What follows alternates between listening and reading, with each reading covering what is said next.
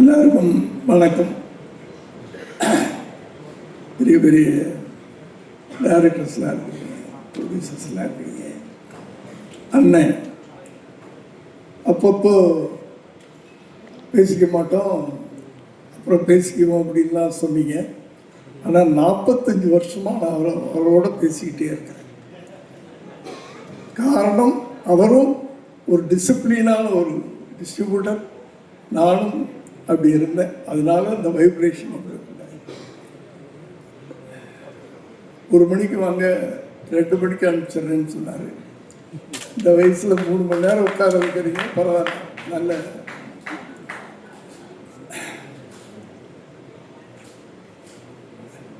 Sir, எனக்கு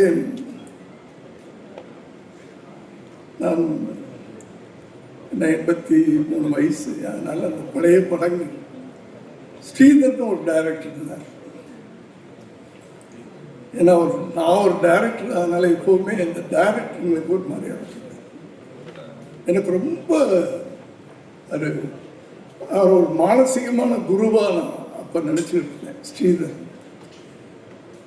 அதற்கு பிறகு அந்த காலகட்டத்தில் பாலு மகேந்திரா சார், அவர் ஒரு, நான் டைரக்டர்னு சொல்ல மாட்டேன்,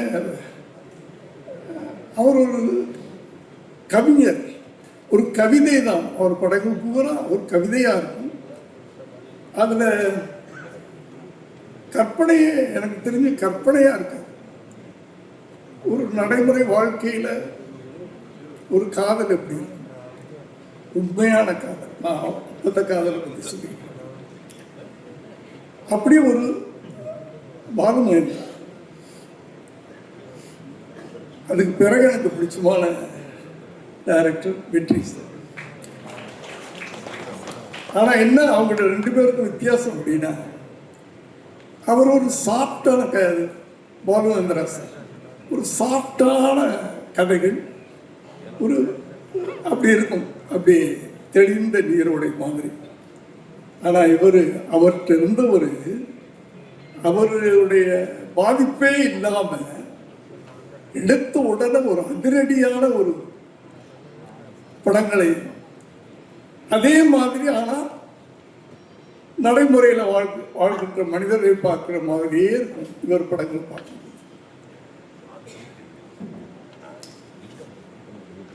எனக்கு கூட ரொம்ப ஆசை. அந்த ஆசை இப்போ விஜய் ஒரு படமாவது அவரோட பண்ணணும் அப்படின்னு நான் ஆசைப்பட்டேன். அவரும் ஆசைப்பட்டார்னு நினைக்கிறேன்.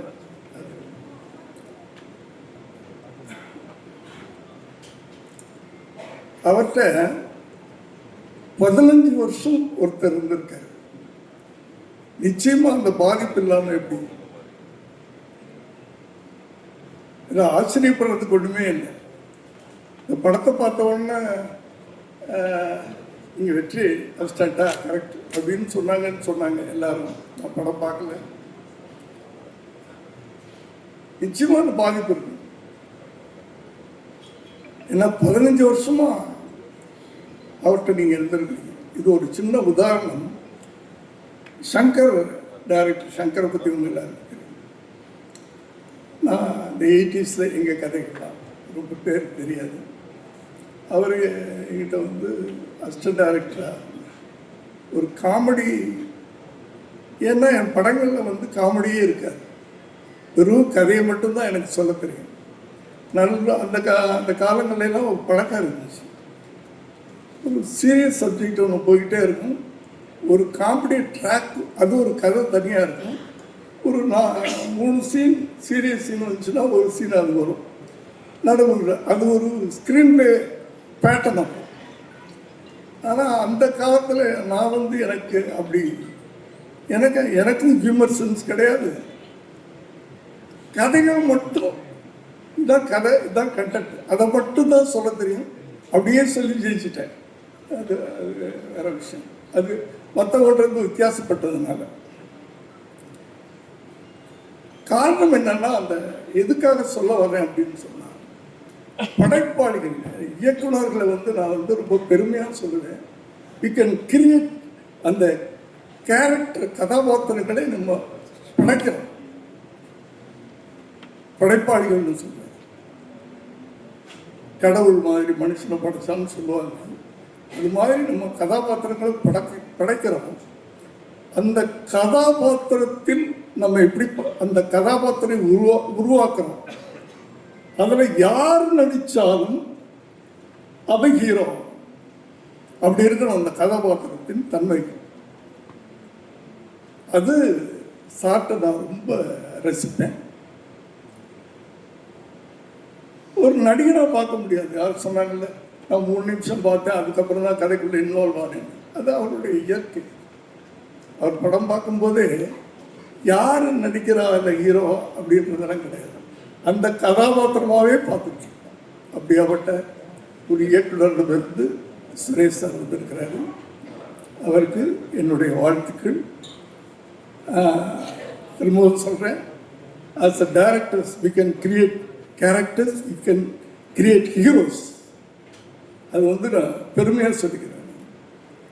அதனால் தம்பி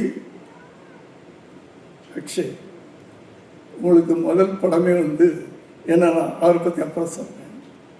ஒரு நல்ல டீம் கிடச்சிருக்கு, நல்ல இயக்குனர் கிடச்சிருக்கு. நான் சக்கரை பற்றி எது சொல்ல வந்தேன் அப்படின்னு சொன்னால், அவர் என்கிட்ட ஒரு 17 படம் உதவி இயக்குனராக இருந்தார். இடையில குஞ்சு மோகன் ஒரு பெரிய ப்ரொடியூசர். அவர் இடையில ஒரு 5 படம் 6 படம் சக்கரத்தை வேலை செஞ்ச பிறகு நாங்கள் 2 பேரும் வேளாங்கண்ணியில் மீட் பண்ணுவோம். சார் உங்கள் அசிஸ்டண்ட் யாராவது எனக்கு அனுப்புங்கன்னா ஒரு படம் பண்ணலாம்னு ஆசைப்படுறேன். அது சங்கர்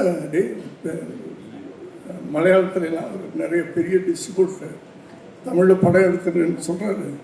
நீ அவரை போய் பாரு, எனக்கு வாய்ப்பு கொடுக்குறேன்னு சொல்கிறாரு அப்படின்னு சொல்லி. இல்லை சார், நான் இப்போ போகல, நான் இன்னும் கற்றுக்கணும், எனக்கு இன்னும் பேஸ்மெண்ட் வேணும் அப்படின்னு சொல்லி 17 படங்கள் என்கிட்ட வேலை செஞ்சுட்டு ஒரு டைரக்டர்.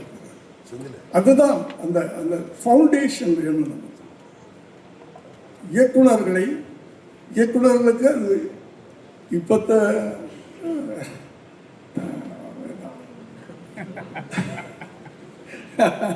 சில உண்மைகள் சிலருக்கு வலிக்கும். அந்த ஃபவுண்டேஷன் இருந்ததுனால நமக்கு லைஃப் ஜாஸ்தி. அடுத்தது இன்னைக்கு வெற்றி கிடைக்குது, ஈஸியாக வெற்றி கிடைக்குது. தம்பி உங்களுக்கும் ஒரு பெரிய ப்ரொடியூசர் அப்பா, ஈஸியாக நீங்கள் சினிமாக்குள்ள வந்துட்டீங்க. அதை தக்க வச்சுக்கிறது உங்களுக்கு ஒரு இன்விடேஷன், வெற்றியுடைய ஆக்சிடென்ட்.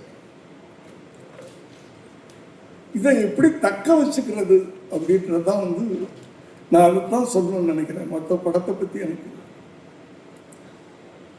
டிசிப்ளின் லைஃப்பில் வந்து ப்ரொடியூசரை பற்றி சொன்னாங்க. அவர் வந்து எதுக்கு செலவு பண்ணணுமோ அதுக்கு செலவு பண்ணுவார்.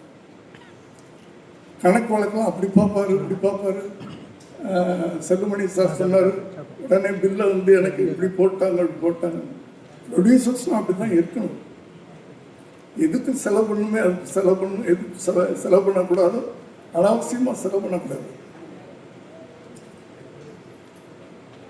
இதனால் ஒரு பட்ஜெட் போடுறோம், இது போடுறோம், ஒரு நடிகர் இதுக்குள்ளே படம் எடுத்தால் இவ்வளவுக்கு நம்ம விற்கலாம், நமக்கு ஒரு ப்ராஃபிட் வரும். இந்த கணக்கு தெரியாமல் இன்னைக்கு படம் எடுத்தால் ரொம்ப பேர் மாட்டேங்கிறாங்க. அதெல்லாம் அப்போல்லாம் வந்து படம் ஆரம்பிக்கும் போது அண்ணனுக்கு தெரியும், சுப்பிரமணிய அண்ணனுக்கு, இன்று ஆரம்ப விழா அப்படின்னு மேலே கொடுப்போம். ஃபுல் பேஜ் விளம்பரம் போலாம் கொடுப்போம்.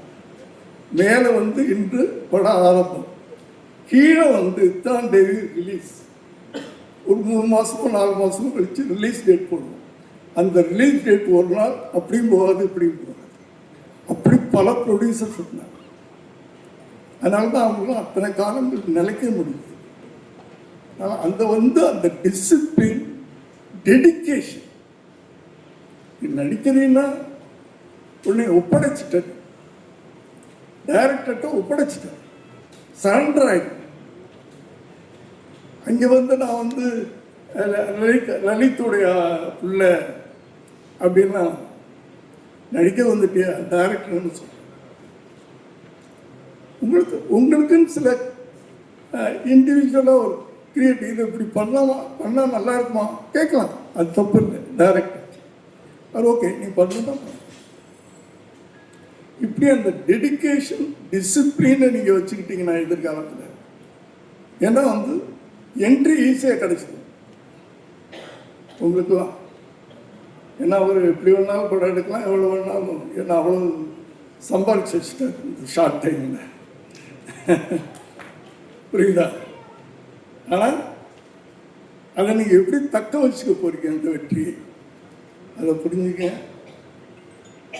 அடுத்தது லலித் சார், அவர் சொன்னார், அவரை வந்து எத்தனையோ வருஷங்களுக்கு முன்னாடி என்னுடைய மண்டபத்தை லீஸ் எடுக்கிறதுக்காக வந்தார். அப்போ சுப்பிரமணியன் ஃபோன் பண்ணி சொல்கிறார், சேசி சார் நீங்கள் எங்கிட்ட எப்படி பிஸ்னஸ் பண்ணுவீங்களோ அதே மாதிரி லலித்தை நினச்சிக்கிங்க. இதே வார்த்தை சொன்னீங்க சார், கரெக்டாக. நான் எப்படியோ அதே மாதிரி லலித் நீங்கள் நம்பி அவர்கிட்ட கொடுக்கலாம் அப்படின்னாரு. அப்போ ஆரம்பித்த அந்த தொடர்பு கொஞ்சம் கொஞ்சமாக இன்னைக்கு தமிழ்நாட்டில் உலகம் பூரா தெரியக்கூடிய ஒரு பெரிய தயாரிப்பாளராக இருக்கிறாரு. அவருக்கு என்னுடைய வாழ்த்துக்கள் சார். எல்லாரும் படத்தை பற்றி சொன்னாங்க. நான் சொல்ல இந்த படத்தை நம்ம மிஸ் பண்ணிட்டவே நீ கூப்பிட்டேன்னு நான் ஃபீல் பண்ணேன். பரவாயில்ல, நான் உட்கார்றதில்லை, வெளியே போய் படங்களே பார்க்குறதில்லை நான். நன்றி சார். மற்றபடி இந்த படத்தில் செஞ்ச அத்தனை பேருக்கு என்னுடைய வாழ்த்துக்கள். சமீப காலமாக எனக்கு ஒரு குறை இருந்தது. ஏன்னா எனக்கு கல்யாணம் பண்ணி வச்சது வந்து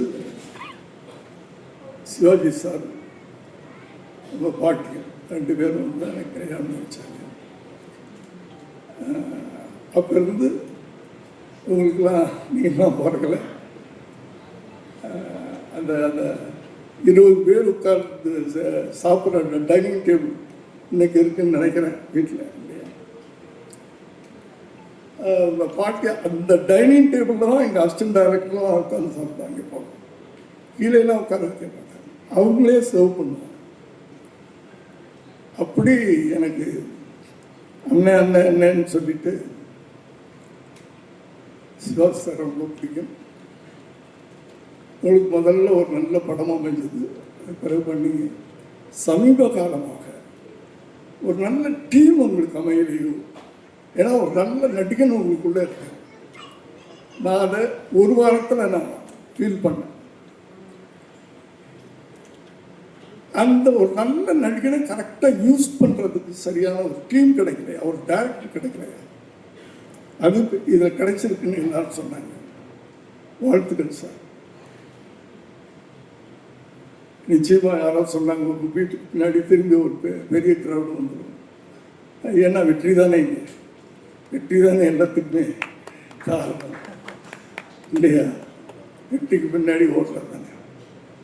ஆகவே நான் மற்றெல்லாம் பேசுவதற்கு எனக்கு டைம் இல்லை. என்னுடைய மனப்பூர்வமான வாழ்த்துக்கள். லலித் சார் இது சொன்னாங்க, எத்தனை படம் எடுத்தாலும் இந்த படம் உங்களுக்கு பேசப்படும். அவருக்கு எத்தனை படம் எடுத்தாங்க. அவர் ரொம்ப நல்ல ப்ரொடியூசர் சார். ஆனால் என்னென்னா அது கரெக்டான ப்ரொடியூசர். ஒரு சொல்லிடுறேன், சொல்லட்டுமா சார்? அவங்க வீட்டில் அவங்க ஒய்ஃப் ஒரு நாள் என்கிட்ட சொன்னாங்க, இந்த படம் விஷயம் பேசினா மாத்திரம் அர்ஜென்ட்டாக பாத்ரூம்ல போய் தாப்பா போட்டுக்கிச்சு. உனக்கு வேணுங்கிறத நான் கொடுத்துட்டேன், மாசத்துக்கு இவ்வளோ வேணும்னா கொடுத்துட்டேனா, அதுக்கு பிறகு என்ன அது சொல்ல மாட்டாரா? சொன்னால் வம்பு வந்துடும்ல. அதனால பாத்ரூம்ல போயிட்டு ஒரு 1/2 மணி நேரம் கழிச்சு தான் வெளியே வருவாங்க. இதுக்குள்ள அவங்க மறந்துடுவாங்க என்ன எதுக்கு. அப்படியாப்பட்ட ஒரு நல்ல ஃபேமிலி மேன். அதனால தான் குடும்பத்தில் பிரச்சனை இல்லாமல் இருக்கு. குடும்பத்திலையும் கடை இல்லை, தொழிலையும் கடை இல்லை, இல்லையா சார்? அப்படியாப்பட்ட ஒரு நல்ல தயாரிப்பாளர். அவர் நல்லா வரணும். என்னுடைய வாழ்த்துக்கள். நன்றி. வணக்கம்.